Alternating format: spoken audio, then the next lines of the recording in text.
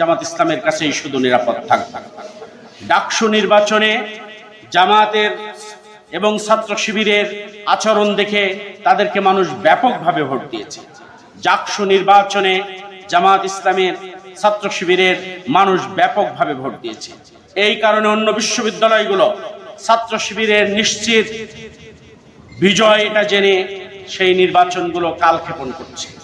আমরা বিশ্বাস করি ডাকসুর মতো জাকসুর মতো সামনে ত্রয়োদশ নির্বাচনেও জামাত ইসলামী বিজয় হবে ইনশাআল্লাহ।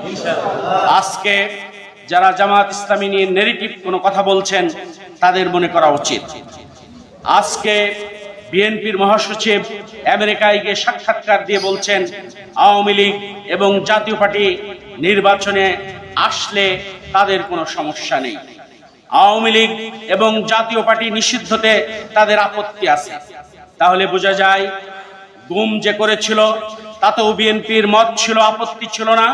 তারা আয়নাঘর যে তৈরি করেছিল সেখানেও বিএনপির কোনো আপত্তি ছিল না। যখন বাংলাদেশের জুডিশিয়াল কিলিং এর মাধ্যমে আমাদের নেতৃবৃন্দকে হত্যা করেছিল তখনও বিএনপির কোনো বক্তব্য ছিল না। যখন বাংলাদেশের বিডিআর বিদ্রোহের নামে সেনা অফিসারদেরকে হত্যা করেছিল তখনও বিএনপির কোনো বক্তব্য ছিল না। যখন 5 আগস্ট শাপলা চত্বরে, যখন 5 তারিখে শাপলা চত্বরে বিভীষিকাময় দিন হয়েছিল,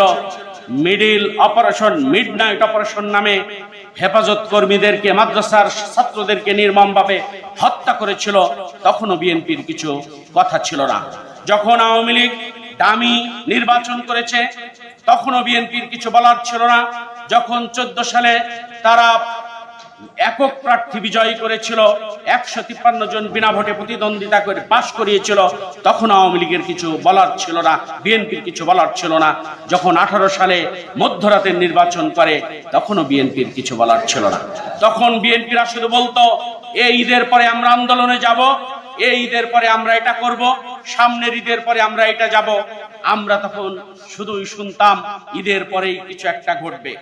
5 তারিখে আগস্ট মাসে বিপ্লব হওয়ার পর বিএনপির আবার বড় নেতাদের মুখে শুনি 5 তারিখে যদি বিপ্লব না হতো 1 মাসের ভিতরে সরকার আমরা ফেলাই।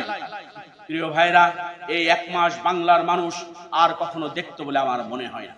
সুতরাং নির্বাচন চাই, মানুষের ভোটাধিকার ফিরিয়ে দিতে চাই, মানুষের ভাতের অধিকার ফিরিয়ে দিতে চাই, বাংলাদেশটাকে আমরা সোনার বাংলাদেশ গড়ে তুলতে চাই। সম্মানিত উপস্থিতি, সেজন্য সকল ভোটারকে আমরা বলবো আপনারা জামাত ইসলামীকে ভোট দিন, ন্যায়ের পক্ষে ভোট দিন। যারা কথা এবং কাজে মিল রাখে তাদেরকে আপনারা ভোট দিন, যাদেরকে আপনারা ডাকলে পাবেন তাদেরকে আপনারা ভোট দিন, যারা আপনার পাশে থাকে সব সময় তাদেরকে আপনারা ভোট দিন, যাদেরকে আপনি সব সময় দেখেন তাদেরকে আপনারা ভোট দিন। বসন্তের কোকিলকে আপনারা ভোট দেবেন না। যারা রাজনীতিটাকে ব্যবসায় রূপান্তরিত করে, যারা রাজনীতিটাকে নিজের জীবন চালানোর জন্য রূপান্তরিত করে, তাদেরকে আপনারা প্রত্যাখ্যান করুন। তাহলে এই বুর্জোয়া রাজনীতি বন্ধ হবে, স্বৈরাচারী নীতি বাংলাদেশ থেকে বন্ধ হবে। আল্লাহ হাফেজ। আপনারা সবাই